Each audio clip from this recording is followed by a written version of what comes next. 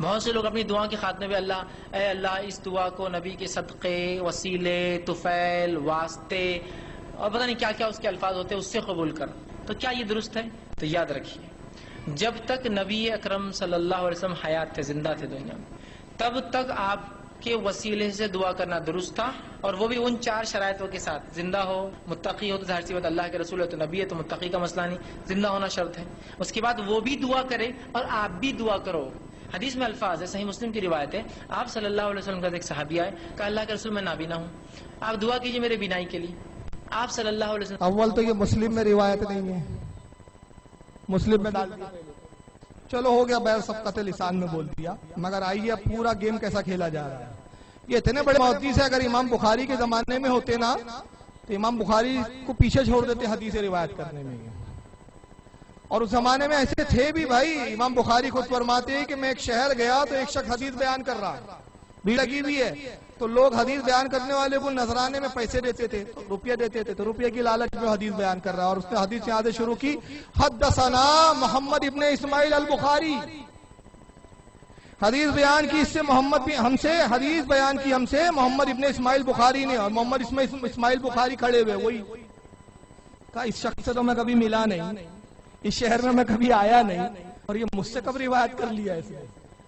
آپ قریب گئے، کہا میاں یہ کون محمد ابن اسماعیل البخاری ہے؟ کہا ارے وہی جو بہت بڑے مشہور محدث ہے بخارا کے، میں انہی سے روایت کرتا ہوں. کہا وہ فقیر میں ہوں، اور خدا کی قسم تیری میری ملاقات کبھی نہیں ہوئی، میں نے تیری شکل نہیں دیکھی، تجھے کبھی جانتا نہیں، دیکھا نہیں. اس نے سارا مال بٹورا، اس وقت تک نذرانے کافی جمع ہو گئے تھے. اس نے مال بٹورے، کہا اچھا تم ہی وہ ہو جن کے بارے میں کہا جاتا ہے احمق ہے؟ ایسے 70 محمد اسماعیل بخاری ہے میرے پاس جن سے میں روایت کرتا ہوں. ایسے 70 ہے، تم ایک اکیلے تھوڑی ہو. تو یہ سعودیہ کی ریال بٹورنے والے اس وقت بھی تھے. تو جو حدیث میں نہیں ہے وہ اپنے عقل سے دوڑا رہا ہے. پہلا جملہ کیا کہتا ہے؟ بھائی حدیث میں ٹھیک ہے کہ نابینا آئے، لیکن شرط کیا ہے؟ رسول زندہ ہو اس وقت. تو رسول نے تو نہیں کہا، حضور کی حدیث میں کہا ہے دیکھو جب میں زندہ ہوں تبھی اسی طرح دعا کرنا، میرے مرنے کے بعد دعا کا ختم ڈپارٹمنٹ. یہ حدیث میں کہا ہے. سنیں اس کی بات، اس کی دلیل سنیں، پھر بات کریں گے انشاءاللہ. اس دعا کو نبی کے صدقے، وسیلے، طفیل، واسطے اور پتہ نہیں کیا کیا اس کے الفاظ ہوتے ہیں اس سے قبول کر.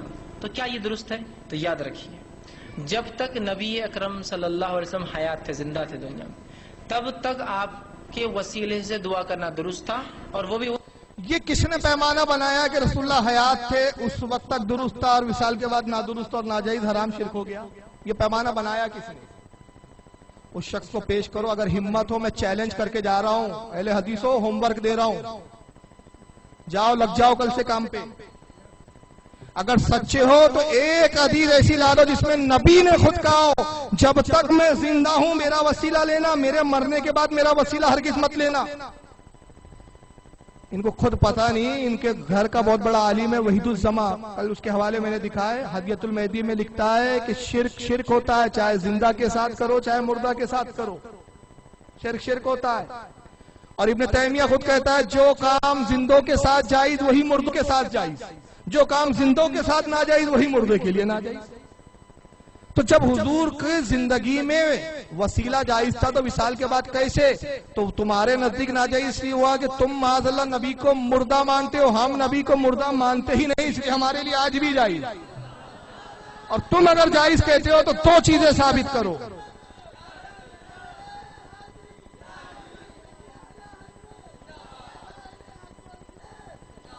اب اگر تم مردہ کہتے ہو تو دو سجدے ثابت کرو. پہلے یہ کہ رسول اللہ مردہ ہے، یہ کس حدیث سے ثابت ہے کہ حضور سنتے نہیں دیکھتے نہیں؟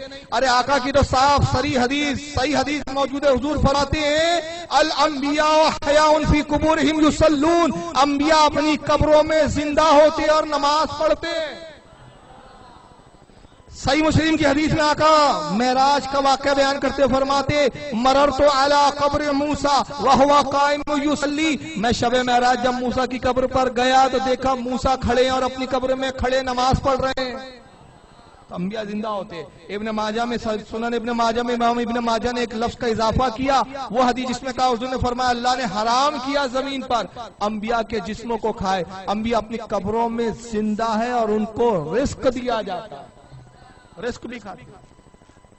تو پہلے تو مردہ ثابت کرو، اور دوسری چیز کہ رسول اللہ نے کس حدیث میں کہا کہ جب میں زندہ ہوں تو وسیلہ مانگنا میرے انتقال کے بعد نہیں؟ تو یہ تم نے کہاں سے گڑا؟ یہ قیاس کیا، اور یاد کرو تمہارا ہی فتویٰ ہے قیاس کرنے والا ابلیس ہوتا ہے، تو تم خود ایسے قیاس سے فاسد کر کے کیا ہو گئے؟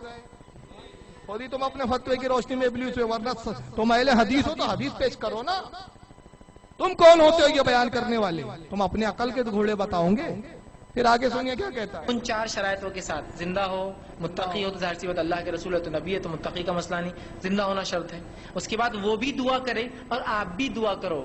حدیث میں الفاظ ہے، صحیح مسلم کی روایت ہے، آپ صلی اللہ یہ حدیث میں تو الفاظ ہی نہیں ہے کہ حضور نے دعا کی، الفاظ نہیں ہے۔ آپ چلیے سنیے اس کی بات۔ اللہ علیہ وسلم کا ایک صحابی آئے، کہا اللہ کے رسول میں نابینا ہوں، آپ دعا کیجئے میرے بینائی کے لیے۔ آپ صلی اللہ علیہ وسلم فرمایا اگر تو اس برداشت کرے، صبر کرے تو بہتر ہے، کہا نہیں دعا کیجئے۔ آپ نے کہا ٹھیک ہے، گھر جا 2 رکعت نماز پڑھ، نماز کے بعد یہ دعا کر کے اللہ میں تیرے نبی کے وسیلے سے تجھ سے دعا کرتا ہوں کہ میری بینائی واپس دے۔ اور آپ صلی اللہ علیہ وسلم نے بھی دعا کی، انہوں نے گھر جا کے دعا کی تو ان کی بینائی واپس لوٹ آئی۔ لیکن اس حدیث میں جو باتیں بھی کیا ہے، آپ صلی اللہ علیہ وسلم کو مسئلہ معلوم تھا، آپ نے بھی دعا کی اور اس شخص نے بھی دعا کی۔ یہاں یہ تھوڑی ہے کہ بس آپ نے نبی صلی اللہ علیہ وسلم کے وسیلے سے دعا، نبی صلی اللہ علیہ وسلم کو معلوم ہے کہ ہم ان کے وسیلے سے دعا کر رہے ہیں ابھی؟ یہ دیکھو کتنا بڑا جاہل ہے، نبی خود حکم دے رہے ہیں کہ میرے وسیلے سے، تو نبی کو معلوم ہے میرے وسیلے سے کر رہے ہیں۔ کتنا بڑا جاہل ہے یہ، مطلب کیسے بھی بس توڑ مموڑ کر کے پبلک کو گمراہ کرو، سامنے مت آؤ ورنہ پیچھے کا پیجامہ پیلا ہو جائے گا، پیچھے سے ہی پیلا ہو جائے گا، سامنے مت آنا، بس پبلک کو بیٹھ کے توڑ مموڑ کے گمراہ۔ ایک شرط پوری نہیں ہو رہی، یاد رکھیے، دوسرا آپ حیات بھی نہیں تو وہ شرط بھی پوری نہیں ہو رہی، نہ آپ کو پتا ہے نہ آپ حیات ہے، اور ظاہر سی بات اللہ کے علاوہ کوئی عالم الغیب نہیں ہے جو سن سکے، ٹھیک ہے بات سمجھ رہے؟ تو لہٰذا اپنی دعاؤں کے آخر میں یہ کہنا کہ نبی کے وسیلے سے، آپ صلی اللہ علیہ وسلم جب تک حیات تھے صحابہ نے آپ کے وسیلے سے دعا کی، کروائی بھی۔ حضور کی دعا کو وسیلہ نہیں بنایا یہاں پر، سنیے الفاظ کے حدیث کے پھر دوہرا رہا ہوں میں، اللہم انی اسألوکا، اے اللہ میں تجھ سے سوال کرتا ہوں، وَتَوَجَّهُ إِلَيْكَ بِمُحَمَّدٍ نَبِيِّ الرَّحْمَةِ، اس نبی رحمت کے وسیلے سے حضور کی ذات کو پیش کیا ہے نا۔ اب چلیے ان بیچاروں کو ادھورا علم ہے، ادھورے علم پہ بات کر رہے ہیں، میں ایک حدیث پیش کر دیتا ہوں۔ اس حدیث کے راوی کون تھے؟ یہ نادنا والے صاحب حدیث کے راوی کون تھے؟ بھول گئے؟ کسی کو یاد ہے مجمع میں؟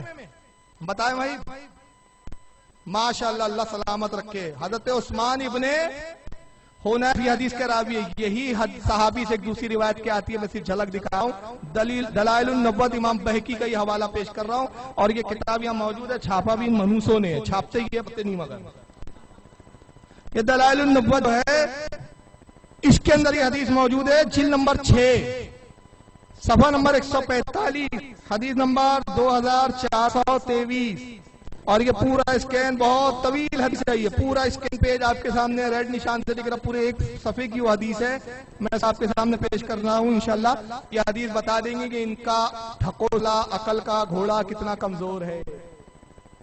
اس حدیث کے راوی بھی حضرت عثمان ابن حنیف ہی، وہی حضرت عثمان ابن حنیف جو وہ روایت کر رہے، وہ کہتے ہیں کہ عثمان غنی کا دور خلافت تھا۔ کس کا دور خلافت؟ عثمان غنی کا، راوی کا نام بھی عثمان اتفاق سے، لیکن وہ عثمان غنی ہے اور یہ عثمان ابن حنیف ہے، دونوں الگ الگ جاتے ہیں۔ تو عثمان ابن حنیف کہتے ہیں کہ حضرت سیدنا عثمان غنی کا دور خلافت تھا، ایک صحابی تھے، ان کو کچھ ان سے حاجت تھی، ضرورت تھی، عثمان غنی کو کچھ مالی امداد کی ضرورت تھی، وہ حضرت عثمان غنی کے پاس جاتے، شرم کے مارے کچھ کہہ نہیں پاتے اور چلے آتے، اور عثمان غنی ان کی طرف توجہ نہیں کرتے، ان سے پوچھتے بھی نہیں تھے، وہ سوچتے تھے کبھی خود پوچھے تو بتاؤں کہ میری ضرورت کیا ہے، عثمان غنی ان کی طرف دھیان ہی نہیں دیتے تھے، وہ بڑے پریشان تھے، تو ان کی ملاقات عثمان ابن حنیف سے ہوئی، انہی سے، اور کہا کہ میں بڑا پریشان ہوں، عثمان غنی کی خدمت میں جاتا ہوں کچھ حاجت طلب کرنے، لیکن وہ میری طرف توجہ نہیں دیتے، اور میرے درمیان شرم جو ہے مانے ہے، مجھے شرم آتی ہے کہ میں خود کیسے ان سے کہوں کہ مجھے ضرورت ہے۔ تو عثمان ابن حنیف نے کہا کہ میں تجھے ایک ایسا عمل بتاتا ہوں جس سے تیری تکلیف دور ہو جائے گی۔ کہا کیا عمل ہے؟ کہا عمل یہ ہے کہ اچھی طرح وضو کر، 2 رکعت نماز پڑھ، اب مسجد میں 2 رکعت نماز پڑھنے کا دعا کرنا، اے پروردگار میں تیرے نبی کے وسیلے سے تیری طرف متوجہ ہوتا ہوں کہ میری حاجت پوری ہو جائے، وہی دعا تعلیم کی۔ یہ صحابی نے 2 رکعت نماز پڑھی، وضو کیا، نماز پڑھی، دعا کی، اور دعا کرنے کے بعد جیسے عثمان غنی کی خدمت میں حاضر ہوئے، عثمان غنی نے کہا کیا بات ہے، تم بار بار آتے ہو، کچھ ذکر نہیں کرتے، کوئی حاجت ہو تو کہو۔ یہ خوش ہو گئے، کہا حضور یہی حاجت ہے، یہ میری ضرورت ہے۔ کہا پہلے کیوں نہیں کہہ دیا، خاموخواہ اتنے بار آ کے خاموش چلے گئے۔ اچھا یہ لو مال دیا اور کہا جب بھی حاجت ہو میرے پاس چلے آنا۔ یہ واپس لوٹے تو ان کو کیا کہا، عثمان ابن حنیف کو میں نے بتایا تھا اپنے حالات، تو انہوں نے عثمان غنی کو بتا دیا ہوں گا۔ کہا کہ بھائی آپ کا بڑا بڑا شکر گزار ہوں، میں آپ کا ممنون و مشکور ہوں، شکریہ ادا کرتا ہوں کہ آپ نے میری حاجت کے بارے میں عثمان غنی کو بتا دیا۔ کہا واللہ میں نے ان سے ذکر تو دور ملاقات بھی نہ کی۔